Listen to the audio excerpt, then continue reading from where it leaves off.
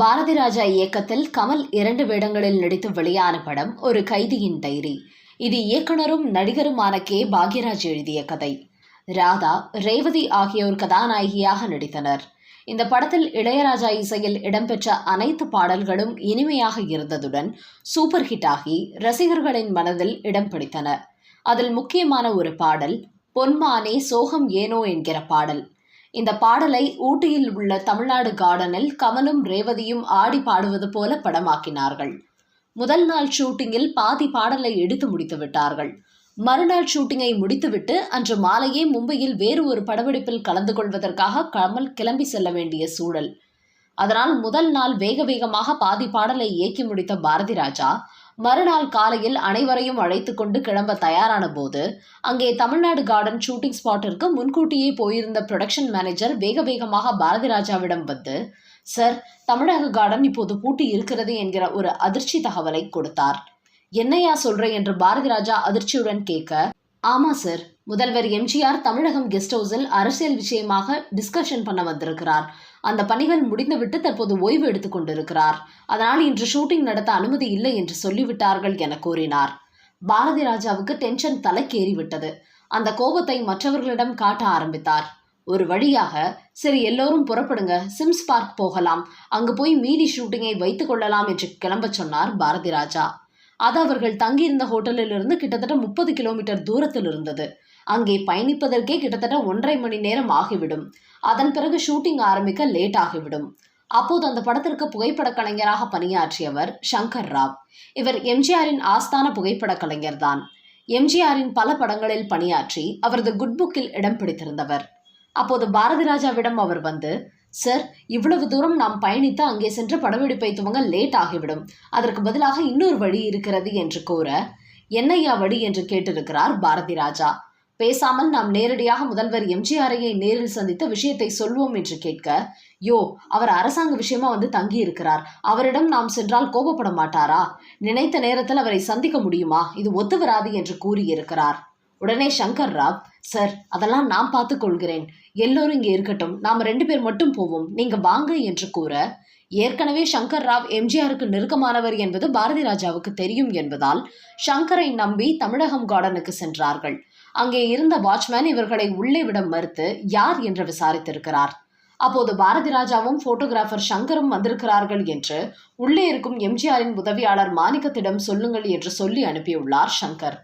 கொஞ்ச நேரத்தில் அந்த மாணிக்கம் வேக வேகமாக வந்து வாங்க வாங்க என்று இருவரையும் உள்ளே அழைத்து சென்றுள்ளார். அப்போது புரட்சி தலைவர் பக்கத்து அறையில் குளித்து கொண்டு இருந்தார். பாரதி ராஜா மட்டும் பேசட்டுமே என்று சொல்லி அவரை மட்டும் வரவேற்பறையில் அமர வைத்துவிட்டு சங்கர் வேறு ஒரு பக்கம் நின்று கொண்டார். அதன் பிறகு குளித்துவிட்டு வந்த எம்ஜிஆர் பாரதி ராஜாவை பார்த்து, என்ன விஷயம், இந்த நேரத்தில் வந்திருக்கிறீங்க என்று கேட்க, பாரதி ராஜா பேச முடியாமல் தவித்து போட்டோகிராஃபர் சங்கர் தான் அழைத்து வந்ததாக தடுமாறி இருக்கிறார். சங்கரா, அவர் எங்கே காணோம், வர சொல்லுங்கள் என்று கூப்பிட்டதும் சங்கரும் அந்த அறைக்குள் வந்தார். என்னப்பா, அவரை அழைத்து வந்துவிட்டு நீ மட்டும் தனியாக நின்று விட்டாய், என்ன விஷயம் என்று கேட்க, அப்போது இங்கே நேற்று படப்பிடிப்பு நடத்தினோம், இன்று நீங்கள் வந்திருப்பதால் எங்களுக்கு படப்பிடிப்பு நடத்த அனுமதி தர முடியாது என்று கூறிவிட்டார்கள். கமல் வேறு இன்று படப்பிடிப்பை முடித்துவிட்டு மாலை மும்பை கிளம்பி வேண்டியிருக்கிறது என்று பாரதி ராஜா கூறினார். இதை கேட்டதும், அப்படியா, என்னுடைய வேலை இங்கே முடிந்து விட்டது, நான் இப்போது ஓய்வுதான் எடுத்துக்கொண்டிருக்கிறேன். யார் ஷூட்டிங் நடத்தக்கூடாது என்று சொன்னது? நானே ஷூட்டிங் பார்த்து ரொம்ப நாள் ஆச்சு. நீங்க இப்பவே வந்து ஷூட்டிங் ஆரம்பிங்க. 11 மணிக்கு மேல நானும் இங்கே வந்து பார்க்கிறேன் என்று அனுமதி கொடுத்தார். அனுமதி கொடுத்ததோடு மட்டுமல்லாமல் அவரே ஷூட்டிங் பார்க்கவும் வருகிறாரே என்று பாரதி ராஜாவுக்கு இரட்டிப்பு சந்தோஷம் ஏற்பட்டது. அப்போது எம்ஜிஆரிடம் போட்டோகிராஃபர் சங்கர், சார், இன்னொரு விஷயம், நம்ம பாரதி ராஜா சாரோட தம்பி ஜெயராஜ் என்று மெதுவாக இழுத்தபடி கூறியிருக்கிறார். ஆமா, அவருக்கு என்ன என்று எம்ஜிஆர் கேட்க, அவர்தான் இங்கு படப்பிடிப்பு பணிகளை கவனித்து வந்தார். அவருக்கு நேற்று நைட் ஹார்ட் அட்டாக் வந்துருச்சு சார். கோவை குப்புசாமி நாயுடு ஆஸ்பத்திரியில் சேர்த்திருக்கிறோம். அதை சொல்றதுக்கு பாரதி ராஜா சங்கடப்படுகிறார் என்று கூறியுள்ளார். என்ன, உண்மையா என்று கேட்பது போல பாரதி ராஜாவை எம்ஜிஆர் பார்க்க, அவரும் ஆமாம் சார் என்று கூறியுள்ளார். உங்களுக்கு அறிவு இருக்கா? படப்பிடிப்பை கூட இன்னொரு நாளைக்கு வச்சுக்கலாம், ஆனால் உயிர் போனா வருமா? இதைத்தானே நீங்க முதல்ல சொல்லி இருக்கணும் என்று கோபப்பட்டவர் உடனே அங்கிருந்தபடியே தனது குடும்ப டாக்டரான PR சுப்பிரமணியத்திற்கு போன் செய்தார். டைரக்டர் பாரதி ராஜா தம்பிக்கு ஹார்ட் அட்டாக் வந்திருக்கு, மீண்டும் வரலாம். நீங்க கார்ல வருவீங்களோ இல்ல ஃபிளைட்ல வருவீங்களோ எனக்கு தெரியாது. உடனே கோயம்புத்தூர் குப்புசாமி நாயுடு நர்சிங் ஹோம் வாங்க. அவரை நல்லா கவனிச்சு பாருங்க என்று சொல்லிவிட்டு போனை வைத்து விட்டார். ஷூட்டிங்கிற்கு அனுமதி கேட்க வந்த இடத்தில் தனது தம்பியின் உயிரை காப்பாற்ற எம்ஜிஆர் இப்படி ஒரு அதிரடி நடவடிக்கை எடுப்பார் என எதிர்பார்க்காத பாரதி ராஜா ரொம்பவே கண் கலங்கினார். சரி, தம்பியை பற்றி கவலைப்பட வேண்டாம், படப்பிடிப்பிற்கு வேண்டிய வேலையை பாருங்கள். ஆமாம், எத்தனை பேர் படப்பிடிப்பிற்கு வந்திருக்கிறீர்கள் என எம்ஜிஆர் கேட்க, ஒரு 100 பேர் இருக்கும் சார் என்று கூறியிருக்கிறார் பாரதி ராஜா. அப்படியா, அதில் எத்தனை பேர் அசைவம் சாப்பிடுவார்கள் என்று கேட்க, அதற்கு கேமராமேன் சங்கர் 90 பேர் அசைவம் சாப்பிடுவார்கள் அண்ணா என்று கூறியுள்ளார். சரி, படப்பிடிப்பை நடத்துங்கள் என்று மதியம் சாப்பாடு அனைவருக்கும் என்னுடைய ட்ரீட் என்று கூறி அவர்களை அனுப்பி வைத்தார் எம்ஜிஆர். அதன் பிறகு பாரதி ராஜா படக்குழுவினரை அழைத்து வந்து அந்த பாடல் படப்பிடிப்பை நடத்தினார். சொன்னபடி எம்ஜிஆர் 11 மணிக்கு மேல் படப்பிடிப்பு தளத்திற்கு வந்து அந்த பாடல் காட்சி படமாவதை பார்த்து ரசித்து பாராட்டியுள்ளார். மதியம் அவர் சொன்னபடியே 100 பேருக்கும் அற்புதமான உணவு தயாராகி இருந்தது. முதல்வர் அல்லவா, அவர் எப்போது உத்தரவு போட்டார், எப்போது ரெடியானது என்பதெல்லாம் சொல்லியா தெரிய வேண்டும். அது மட்டுமல்ல, பாரதி ராஜாவின் தம்பி ஜெயராஜின் மருத்துவ செலவு முழுவதையும் எம்ஜிஆரை பொறுப்பேற்றுக் கொண்டார். அவர் நலமான தகவல் மருத்துவமனையிலிருந்து வந்தது. அதன் பிறகு பாரதி ராஜா போட்டோகிராஃபர் சங்கரிடம், நீ இல்லை என்றால் இன்று படப்பிடிப்பு நடந்திருப்பது சிரமம், என் தம்பி உயிரையும் சேர்த்து காப்பாற்றி இருக்கிறாய் என்று நான் தழுதழுக்க நன்றி கூறியுள்ளார். அதற்கு போட்டோகிராஃபர் சங்கர், எனக்கு எதுக்கு சார் நன்றி, காப்பாத்தினது புரட்சி தலைவர் தானே என்று கூற, என் தம்பியின் உயிரை காப்பாற்ற செய்தது எம்ஜிஆர் தான், ஆனால் அதற்கு காரணம் நீங்க தான், நீங்க மட்டும் அவர்கிட்ட சொல்லலைன்னா இந்த விஷயம் அவருக்கு தெரிஞ்சிருக்காது என்று சொல்லி மீண்டும் கண் கலங்கினாராம் பாரதி ராஜா.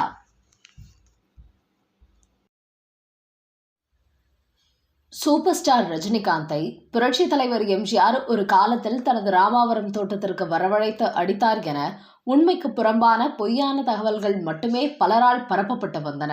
ஆனால் ரஜினிகாந்த் நடித்த படம் ஒன்றின் ரிலீஸ் தேதியன்று ஒரு சிறப்பு காட்சியை திரையிட செய்து அதற்கு 1000 ரூபாய் டிக்கெட் கட்டணம் கொடுத்து அந்த படத்தை பார்க்க தனது கட்சி நிர்வாகிகளுக்கு எம்ஜிஆர் உத்தரவிட்ட நிஜமான சம்பவம் எல்லாம் வெளியே தெரியாமலேயே, ஏன் எம்ஜிஆர் ரஜினி ரசிகர்களுக்கே கூட தெரியாமல் இருக்கின்றன. அது என்ன ரஜினி படம், எம்ஜிஆர் எதற்காக அந்த படத்திற்கு அப்படி ஒரு ஏற்பாட்டை செய்தார், இத்தனைக்கும் அந்த சமயத்தில் தமிழக முதல்வராக வேறு இருந்தாரே, இந்த சம்பவத்தின் பின்னணியில் என்ன நடந்தது என்பது குறித்து தான் இந்த வீடியோவில் பார்க்க போகிறோம். புரட்சி தலைவர் எம்ஜிஆருக்கு சினிமாதான் உயிர் மூச்சாக இருந்தது. அவர் சினிமாவில் இருந்த காலகட்டத்திலும் சரி, சினிமாவை விட்டு அரசியலுக்கு சென்று முதல்வராக மாறிய பின்பும் சரி, எப்போதுமே சினிமா துறை மீதான அவரது பாசம் குறையவே இல்லை. எம்ஜிஆரின் படங்களில் எப்போதுமே கதை என்று பார்த்தால், இவர் பணக்காரராக இருந்தால் ஏழைகளுக்கு வாரி வாரி கொடுப்பார், ஏழையாக இருந்தால் கொள்ளை கொள்ளையாக சேர்த்து வைத்திருக்கும் பணக்காரர்களிடமிருந்து அதை எடுத்து ஏழைகளுக்கு கொடுப்பார். இப்படிதான் அவர் கதைகள் இருக்கும். அதே சமயம் அந்த படங்களில் எல்லாம் சண்டை காட்சிகளுக்கு மிகுந்த முக்கியத்துவம் கொடுத்து ரசிகர்களை எப்போதுமே இருக்கை நுனியில் அமர வைக்கும் வித்தை தெரிந்தவர் எம்ஜிஆர். அதனால்தான் நடிப்புக்காக சிவாஜி படத்தை பார்க்க சென்றவர்கள் எல்லாமே சண்டை காட்சிகளுக்காகவே எம்ஜிஆர் படங்களை பார்க்க வந்தார்கள். அதனால் எப்போதுமே சண்டை கலைஞர்கள் மீது எம்ஜிஆருக்கு தனிப்பட்ட பாசம் உண்டு. படப்பிடிப்பிலும் சரி, படப்பிடிப்பு இல்லாத நேரத்திலும் சரி, அவர்களுடைய உடல் நலனிலும் வாழ்க்கையிலும் மிகுந்த அக்கறை காட்டி வந்தவர் புரட்சி தலைவர் எம்ஜிஆர். சண்டை கலைஞர்களின் வாழ்க்கை உத்தரவாதம் இல்லாதது என்பதால் அவர்கள் பாதுகாப்பின் மீதும் அவர்கள் குடும்பத்தின் மீதும் மிகுந்த அக்கறை செலுத்தினார் புரட்சி தலைவர் எம்ஜிஆர். அப்படி எம்ஜிஆருக்கு பல படங்களில் அவரது டூப்பாக நடித்தவர். ஒரு காலத்தில் சண்டை கலைஞராக இருந்து பின்னாளில் ஸ்டண்ட் மாஸ்டராக மாறியவர் ஷாகுல் ஹமீத். கிட்டத்தட்ட 19 படங்களில் எம்ஜிஆருக்கு டூப்பாக நடித்து ரிஸ்க் எடுத்து சாகச காட்சிகளில் நடித்தவர் இவர். ஒருமுறை இவர் தேனாம்பேட்டை பகுதியில் அரை கிரவுண்ட் இடம் வாங்க 10,000 ரூபாய் விலை பேசி 3,000 ரூபாய் அட்வான்ஸாக கொடுத்து விட்டார். குறிப்பிட்ட நாளுக்குள் பத்திரம் முடிக்க வேண்டிய இக்கட்டான சூழல் ஏற்பட்டது. இல்லை என்றால் அந்த 3,000 ரூபாயும் திரும்ப கிடைக்காது. அந்த சமயத்தில் எம்ஜிஆரின் 3 படங்களில் இவர் டூப்பாக நடிக்க ஒப்பந்தமாக இருந்தார். ஆனால் அப்போது அந்த படங்களுக்கான சண்டை காட்சிகள் எதுவும் படமாக்கப்படவில்லை என்பதால் 3 கம்பெனிகளிலுமே இவருக்கு பேசப்பட்ட சம்பளத்திலிருந்து குறிப்பிட்ட தொகையை அட்வான்ஸாக கொடுக்க மறுத்துவிட்டார்கள். இதனால் நேரடியாக சத்யா ஸ்டுடியோவுக்கே எம்ஜிஆரை பார்க்க சென்று விட்டார் ஷாகுல் ஹமீத். அப்போது எம்ஜிஆரின் உதவியாளராக இருந்த சபாபதி, இப்போது இவருக்கு படப்பிடிப்பு இல்லை என்றாலும் இங்கே வந்திருக்கிறாரே, என்ன விஷயம் என்று விசாரித்துள்ளார். அவரது பண தேவையை புரிந்து கொண்டு, இங்கேயே இருங்கள், தலைவரிடம் சொல்கிறேன், நிச்சயம் உதவி கிடைக்கும் என்று கூறியவர் எம்ஜிஆரிடம், உங்களுக்கு டூப் போடும் ஷாகுல் ஹமீத் வந்திருக்கிறார் என்று கூறியதும் அவரை வரச்சொல் என்று சொன்னார் எம்ஜிஆர். என்ன பிரச்சனை என்று விசாரிக்க இப்படிதான் அந்த இடத்தை வாங்க பணம் கட்ட வேண்டும் என்றும் தயாரிப்பாளர்கள் யாரும் பணம் கொடுக்க மறுக்கிறார்கள் என்றும் கூறினார் சாகுல் ஹமீத். சரி, அதை நான் பார்த்துக் கொள்கிறேன் என்று கூறிய எம்ஜிஆர் உடனடியாக தனது பெட்டியை திறந்து ஒரு 100 ரூபாய் நோட்டுக்கட்டை எடுத்து அதில் அப்படியே கொத்தாக பாதி நோட்டுகளை பிரித்து சாகுல் ஹமீதிடம் கொடுத்து, இதை வைத்து ஆக வேண்டிய வேலையை பார் என்று கூறி அனுப்பினார். வீட்டிற்கு வந்து அதை எண்ணி பார்த்தால் கிட்டத்தட்ட 6000 ரூபாய் அதில் இருந்தது. மீதி 1000 ரூபாய் தொகையை வீட்டில் வைத்து இருந்த நகைகளை அடமானம் வைத்து அந்த இடத்தை சிரமம் இல்லாமல் தன் பெயரில் பதிவு செய்தார் சாகுல் ஹமீத். அந்த இடத்தின் இப்போதைய மதிப்பு 1 கோடி என்றால் அப்போது எம்ஜிஆர் செய்த உதவி எத்தகையது என்று பார்த்து கொள்ளுங்கள் என்று கூறியுள்ள சாகுல் ஹமீத் இன்னொரு முக்கியமான மறக்க முடியாத சம்பவம் ஒன்றையும் கூறியுள்ளார். சொல்ல போனால் இதுவரை எம்ஜிஆர் ரசிகர்களுக்கே இப்படி ஒரு சம்பவம் நடந்தது தெரிந்திருக்காது என்று சொல்லலாம்.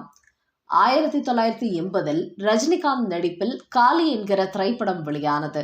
பிரபல மலையாள இயக்குனர் IV சசி இந்த படத்தை இயக்கினார். ஒரே நேரத்தில் இந்த படம் தமிழில் ரஜினி விஜயகுமார் நடிக்க, அதே போல தெலுங்கில் ரஜினி சிரஞ்சீவி நடித்து உருவானது. இந்த படத்தின் கிளைமேக்ஸ் காட்சியில் அதிக எண்ணிக்கையிலான குதிரைகளை வைத்து பிரம்மாண்ட சண்டை காட்சியை படமாக்கினார்கள். கதைப்படி சண்டை நடக்கும் இடத்தில் மிகப்பெரிய தீ விபத்து ஏற்படுவது போலவும், அதற்கிடையே ரஜினிகாந்த் மற்றும் சண்டை கலைஞர்கள் குதிரையில் அமர்ந்தபடி சண்டை போடுவது போலவும் காட்சி படமாக்கப்பட்டது. அப்போது சண்டை காட்சிக்காக பற்ற வைக்கப்பட்ட தீ எதிர்பாராத விதமாக மிகப்பெரிய அளவில் கொழுந்து விட்டு எரிய ஆரம்பித்தது. இதனால் குதிரைகள் தாறுமாறாக ஓட ஆரம்பிக்க பல சண்டை கலைஞர்களும் குதிரையில் இந்த தீயில் சிக்கினார்கள். அவர்களை உடனடியாக அருகில் இருந்த மருத்துவமனைகளுக்கு சிகிச்சைக்காக அனுப்பி வைத்தனர். அப்போது புரட்சி தலைவர் எம்ஜிஆர் முதலமைச்சராக இருந்தார். இந்த தகவல் அவரது காதுக்கும் போனதுமே இரவு 10 மணிக்கு பாதிக்கப்பட்டவர்களை சந்திப்பதற்காக மருத்துவமனைக்கு வந்துவிட்டார் எம்ஜிஆர். படக்குழுவினரை அழைத்து என்ன நடந்தது என்று கேட்டு, ஏன் பாதுகாப்பு விஷயங்களை இவ்வளவு கவனக்குறைவாக செய்தீர்கள் என்று கடிந்து கொண்டார். அப்போது அதில் சூப்பர் சுப்பராயன் மாஸ்டர் உள்ளிட்ட சிலருக்கு பலத்த காயம் ஏற்பட்டிருந்தது. அவர்களுக்கு சிகிச்சை அளிக்க வேண்டும் என்றால், உடனடியாக காயங்களை குணப்படுத்த வேண்டும் என்றால் சிங்கப்பூரில் தான் அதற்கான மருந்து இருக்கிறது என்றும், அது உடனே வந்தால் சிகிச்சை சீக்கிரம் பலனளிக்கும் என்றும் எம்ஜிஆரிடம் சொல்லப்பட்டது. உடனடியாக தனது தரப்பு ஆட்களை அழைத்த எம்ஜிஆர் சிங்கப்பூரில் வசிக்கும் தனது அதிமுக கட்சியின் முக்கிய நிர்வாகிகளை தொடர்பு கொள்ள செய்து, எப்படியாவது அந்த மருந்துகளை வாங்கி அடுத்து உடனடியாக இந்த விமானம் சென்னைக்கு கிளம்பி வருகிறதோ அதில் கொடுத்து அனுப்பி வைக்கும்படி பரபரவென உத்தரவுகளை பிறப்பித்தார். அவர் சொன்னபடியே காரியங்கள் வேக வேகமாக நடந்து எம்ஜிஆர் மருத்துவமனைக்கு வந்து சென்ற 4-5 மணி நேரத்தில் அந்த மருந்துகள் மருத்துவமனைக்கு வந்து சேர்ந்தது. அதை வைத்து பாதிக்கப்பட்டவர்களுக்கு சிகிச்சை மேற்கொள்ளப்பட்டு பல பேர் மிகப்பெரிய காயங்களிலிருந்து உடனடியாக குணம் பெற முடிந்தது, உயிர் பிழைக்க முடிந்தது. அதன் பிறகுதான் இருக்கிறது முக்கியமான சம்பவமே. சில நாட்கள் கழித்து தயாரிப்பாளரை அழைத்த எம்ஜிஆர் இப்படி பாதிக்கப்பட்ட கலைஞர்களின் குடும்பத்திற்கு அவர்களின் எதிர்கால வாழ்விற்கு ஒரு தயாரிப்பாளராக நீங்கள் என்ன செய்ய போகிறீர்கள் என்கிற கேள்வியை கேட்டார். தயாரிப்பாளர் கையை பிசைந்தபடி என்ன செய்ய வேண்டும் என தெரியவில்லை, ஆனால் நீங்கள் எது சொன்னாலும் செய்வதற்கு தயாராக இருக்கிறேன் என்று கூறினார். அந்த படம் ஏற்கனவே நிறைய பொருட்செலவில் எடுக்கப்பட்டதால் தயாரிப்பாளரும் கொஞ்சம் கஷ்டத்தில் தான் இருந்தார். அதையும் புரிந்து கொண்ட எம்ஜிஆர் படத்தின் ரிலீஸ் தேதியன்று சென்னையில் அப்போது பிரபலமாக இருந்த மிக பிரம்மாண்டமான அலங்கார் திரையரங்கில் ஒரு பிரீமியர் காட்சியை திரையிடும்படி தயாரிப்பாளரிடம் கோரினார். கிட்டத்தட்ட 1000 பேருக்கு மேல் அமரும் அந்த திரையரங்கில் தனது கட்சியின் முக்கிய நிர்வாகிகள் அனைவருமே காளி படத்தின் பிரீமியர் காட்சிக்கான டிக்கெட்டை 1000 ரூபாய் கொடுத்து வாங்க வேண்டும் என்று உத்தரவிட்டார். கட்சி நிர்வாகிகளுக்கு 1000 ரூபாய் என்பது அப்போது பெரிய விஷயமில்லை. பலரும் எம்ஜிஆரின் உத்தரவை ஏற்று அவ்வளவு பெரிய தொகையை கொடுத்து அந்த படத்தை பார்த்தனர். அதில் வசூலான தொகையும் முழுவதையும் அந்த காளி படத்தில் பாதிக்கப்பட்ட சண்டை கலைஞர்களின் குடும்பத்திற்கு சம பங்காக பிரித்து கொடுத்து அவர்களுக்கு வாழ்நாள் முழுவதும் உதவித்தொகையாக அமையும்படி ஏற்பாடு செய்தார் புரட்சி தலைவர் எம்ஜிஆர். இன்னொரு நடிகரின் படம் தானே, நாம் தான் தற்போது சினிமாவில் இல்லையே என்றெல்லாம் நினைக்காமல் ஒரு காலத்தில் தனக்காக உயிரை கொடுத்து பாடுபட்ட சண்டை கலைஞர்களின் வாழ்க்கை எந்த விதத்திலும் பாதிக்கப்பட்டுவிடக்கூடாது என்பதற்காக எம்ஜிஆர் இப்படி களத்தில் இறங்கி செய்த சம்பவங்கள் 1-2 அல்ல, பல உண்டு. வரும் காலங்களில் ஒவ்வொன்றாக அவற்றை பார்க்கலாம்.